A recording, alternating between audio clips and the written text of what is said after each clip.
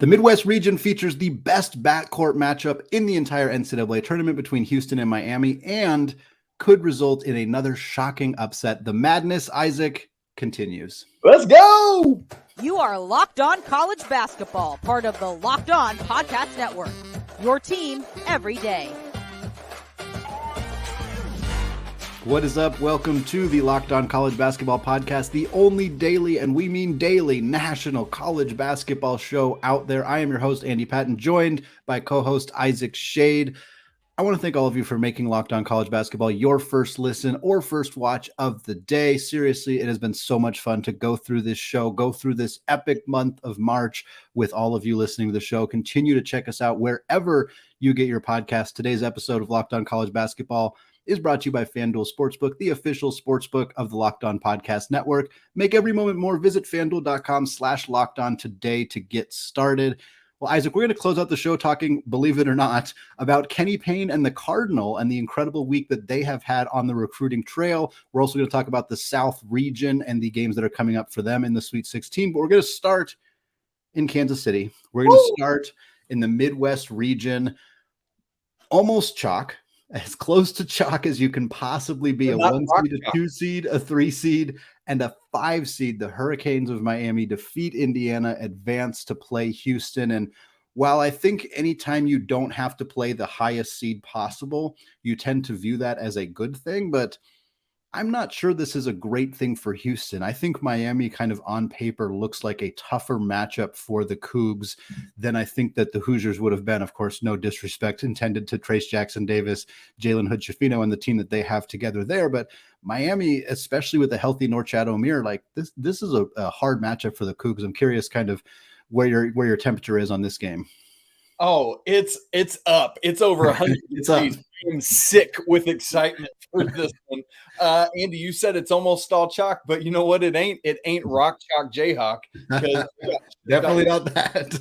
Thank you. I am a father of two and the corniest man you will ever meet. But seriously, I love this and would have loved to see Indiana, but I think part of the reason the backcourt matchups and such are better is just because with Indiana not having Xavier Johnson back, who was out for the rest of the season, it's just this is loaded. And that's part of it with this Midwest matchup up in Kansas City, by the way, just 2 hours north of where I live in Joplin, Missouri. Folks, if you've never been to Kansas City, it is one of the raddest towns in our country or in America if you're listening to this whilst living or being in another country. Shout out if you're on vacation listening to us right now in the Caribbean or something. That sounds awesome. Anyway, Andy, what's interesting to me about this quartet of teams is they've all been afflicted or affected by injury in some form or fashion to a major contributor to their team. For Houston, obviously, it's Marcus Sasser, probably the biggest storyline from an injury standpoint in the tournament. We continue to wait to see what's going on with that groin. Feels like he was able to produce in the first and second round, although in the first round he re-aggravated. I thought in their second game, he was able to do quite well. Jamal Shead, limited with a shoulder injury for them. But for Miami, you already mentioned it. Norchad Omier for Texas. Timmy Allen, although he seemed fine last weekend. And then Xavier, it's a less recent thing with Zach Freemantle being out, but they've had a couple weeks to respond to that. But still, all four of these teams have been affected by missing, at least for some amount of time, a major contributor to their team. So that's going to be a storyline that we need to watch in both of these games in Kansas City, which, by the way, will tip off at 7:15 on Friday on CBS with Houston and Miami, followed later, 30 minutes after that game, by Texas and Xavier. And Andy, I love this Houston-Miami game. I think it might be my favorite Sweet 16 game. I haven't gone through that yet, and I think we should be ready to announce that on Thursday's show, our Sweet 16 game. But when I think about it, I started thinking about it, and I was like, dude, I love these backcourt matchups. But then I was like, wait a second. I love the front court matchup. Wait, no, I love the wing matchup too. We've got in the backcourt, assuming they're both good to go still, Marcus Sasser and Jamal Shead for Houston versus Isaiah Wong and Nigel Pack for Miami. That is going to be a knockdown drag out fight. And then in the front court, you got Jarace Walker from Houston versus Norchad Omier from Miami. I know Omier is undersized, but let's just continue to root out that narrative because he ain't too small at all, way above his size.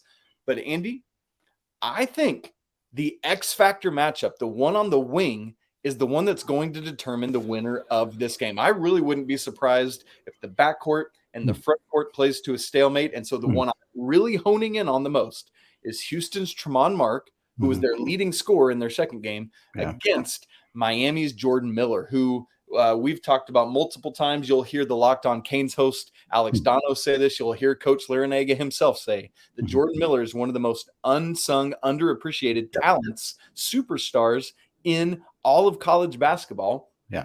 And for the Canes, perhaps their best NBA product. So watch with us, folks. Tramon Mark versus Jordan Miller. Andy, what are you looking at with this game?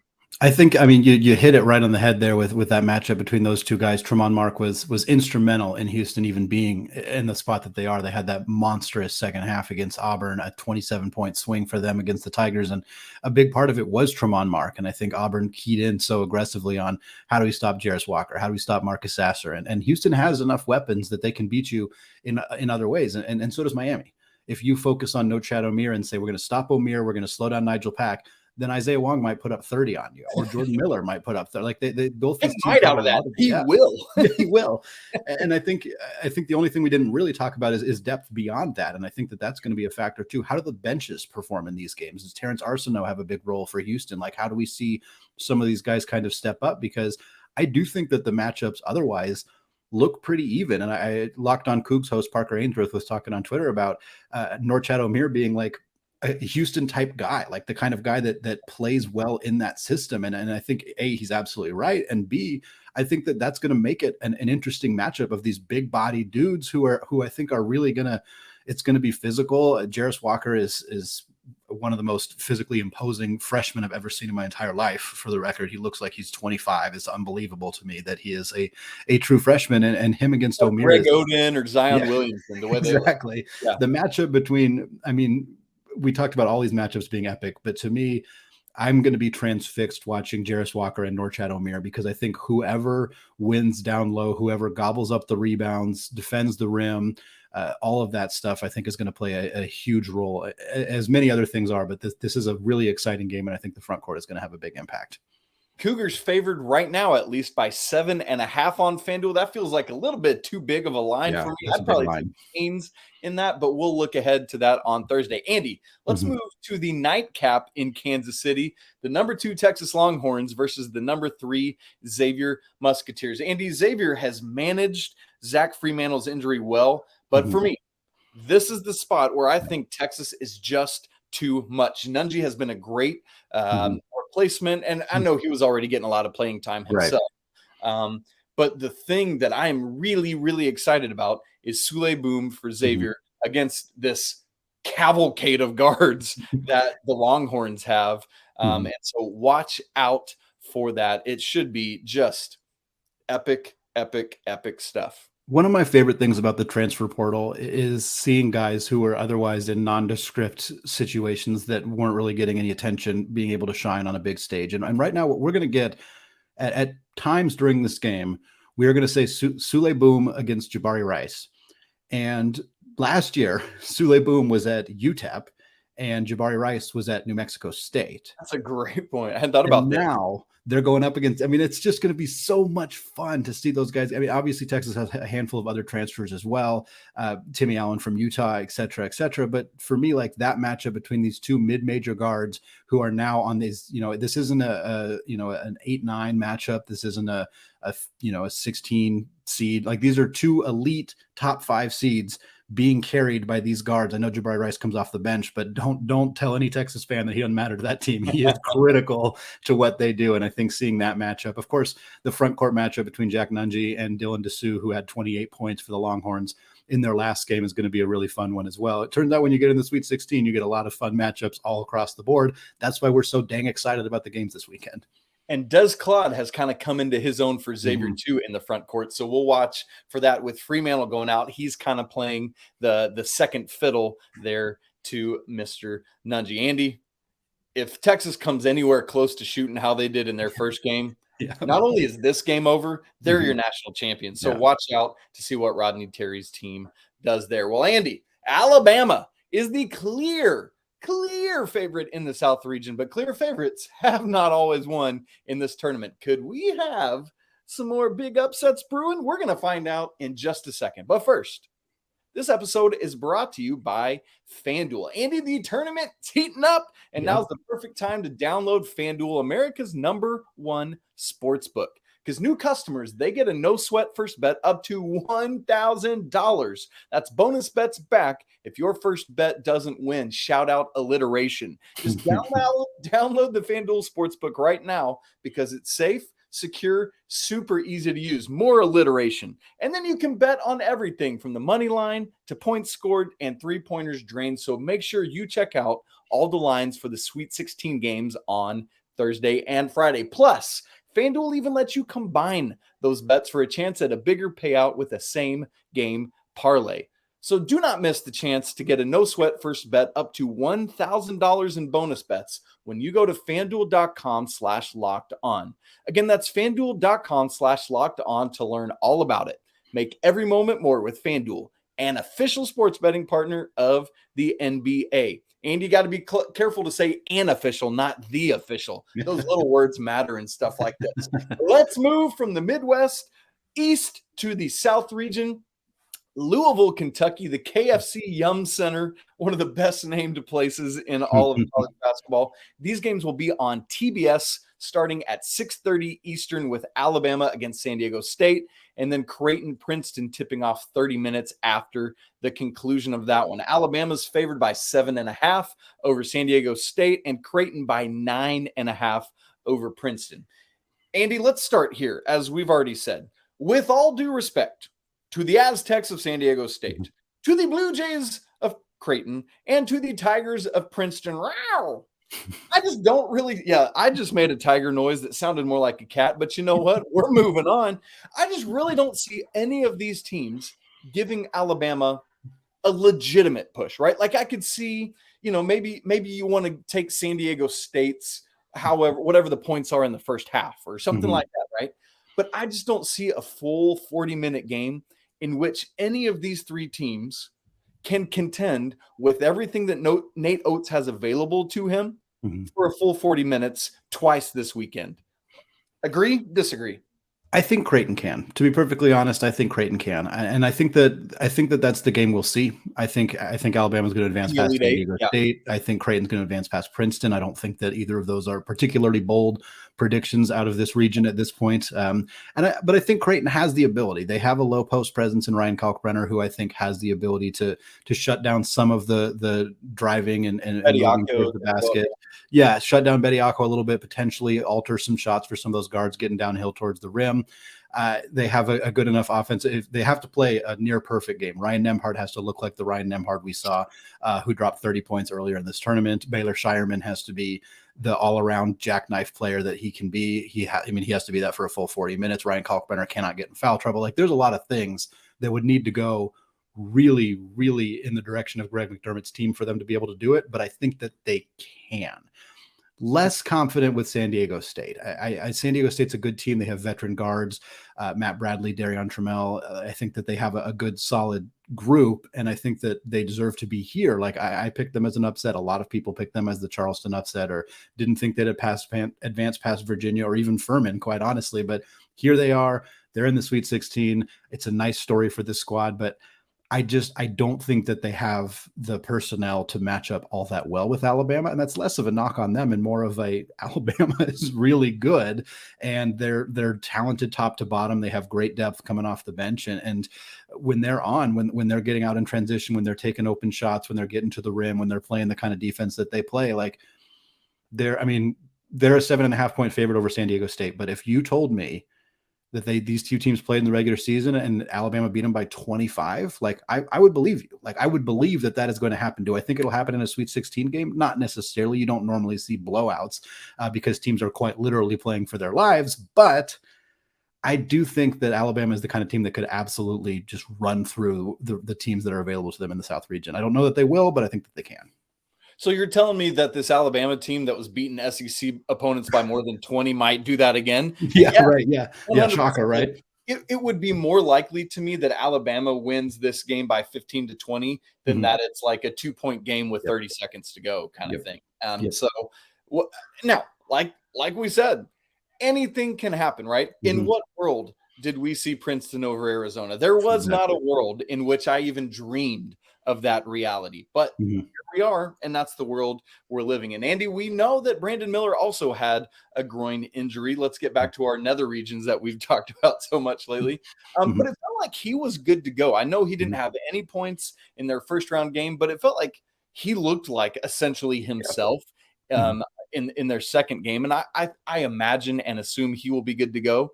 But here's the thing. Because of his consistency throughout this year, remember, the only other game other than that goose egg in round one in which he scored under double digits was 8 points against Houston back in December. So I'm expecting Brandon Miller to get score 20 plus points. One I'm watching for is Jahvon Quinerly. We've talked about this multiple times now, but ever since he moved into the starting role, he's just playing with this confidence. He understands what Nate Oats wants and needs from him. He understands what the whole team and roster needs around him. And Andy, I don't know if you've heard this before, but guards win in March. And I think Quinerly is the guy that can help them do that. Once again, getting past San Diego State and being ready to face up whoever wins between Creighton and Princeton. Creighton by 9.5. And Andy, let's get to this game.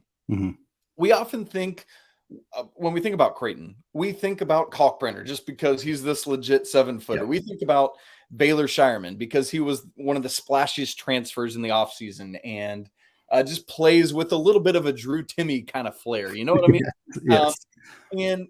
But you've already said his name, but we cannot forget about Ryan Nembhard, right? Like in this tournament, it's not just Kalkbrenner averaging 20 points a game. Ryan Nembhard himself is doing that. Kalkbrenner had 31 in Creighton's first game against NC State, and then Nembhard dropped 30 against Baylor. And that is, as a guard, to do that against Baylor and all that defensive pressure. And I know Baylor's not the defensive team they usually are. Those guards can still get into you. That to me is massively impressive. So do not sleep on like this trio of dudes. I think is enough, obviously, for me to beat Princeton. But as you said, I think they would give Alabama the best push of these other three teams. But really interested to see if Princeton can. I mean, Princeton dominated Missouri over the weekend in the second round. Like that was no fluke, right? And so this could be a game. Andy, do you see any world in, like, let's say at the under 4 media timeout, do you expect Princeton to be within 5? No, but I think that they can be. I think that I don't know that it'll be the game won't be over at the under 4. Let's put it that way. Maybe it's a 9-point game. Maybe it's even a 12-point game. But this Princeton team is so scrappy. They're so good on the defensive end of the floor. And I think Creighton, we've seen some inconsistencies from them offensively throughout the season. They certainly struggled a lot early in the year when they did not have Kalkbrenner. He missed a few games with an injury, I think an illness as well. And they lost to You've been kissing too many people. I must have been. They lost to a BYU team that was not good throughout the regular season, and they lost to him without Kalkbrenner. So they're going to have him, and there's no reason to assume he's not going to be there. But we've seen vulnerabilities from this team in the past. Princeton clearly is found ways to expose vulnerabilities in teams. They played a team with two of the best front court players in the country in Azuolas Tubelis and Umar Ballo and sent them packing.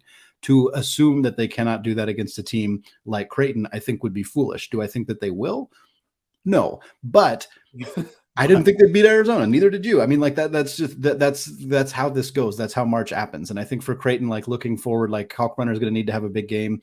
I think Arthur Kaluma is another player we haven't even mentioned yet. Yes. Kind of the fourth starter for them, 12 points a game, 6 boards. Not a great outside shooter necessarily, but a guy who can stretch the floor a little bit.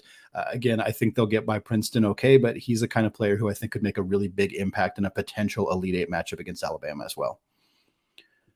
Although they were nowhere near a spot in the NCAA tournament, the month of March has been pretty good to the Louisville Cardinal.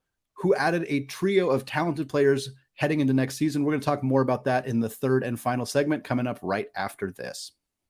All right, thrilled to be joined today, closing out the show by Tobias Bass of The Athletic. Tobias, we're going to talk Louisville. And I know it may seem kind of odd because Louisville in March, this year at least, don't seem like they're going together all that well.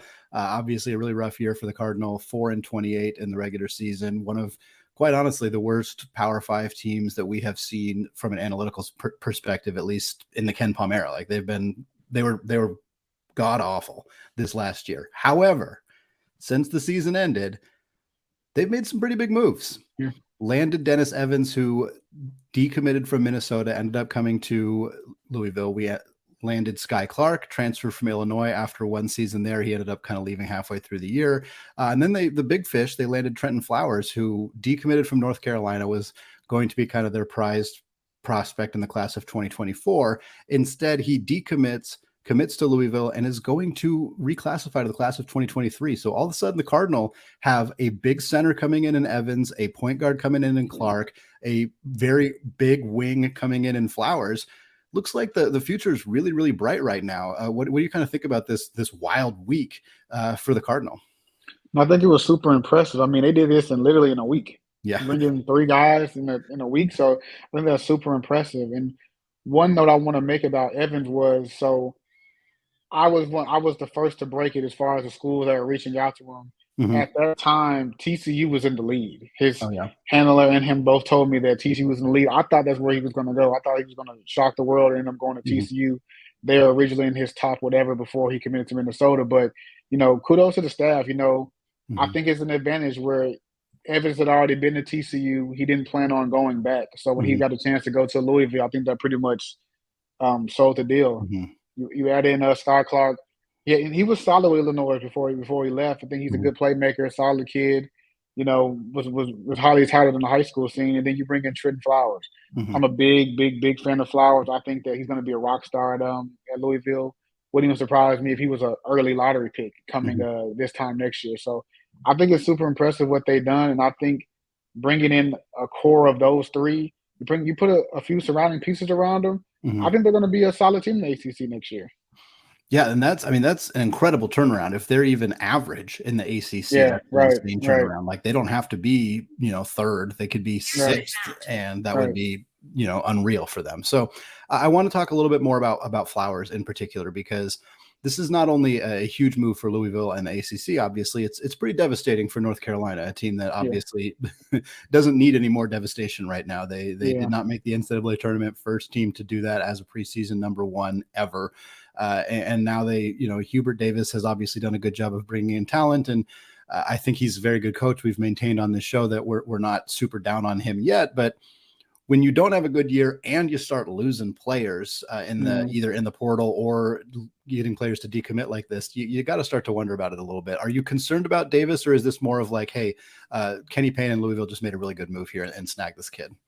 I don't think that I'm concerned. I mean, they're still in the running for several other 4 and 5-star guys. They even have a couple coming in next year. I guess my biggest thing for them is just him figuring out, because going forward, these will be his guys. These won't be guys that he inherited. So how does he, find playing time for all of them? What is his philosophy going to be for those players? But I just think it was a good move by Louisville. I think it was just a good move by them. Yeah.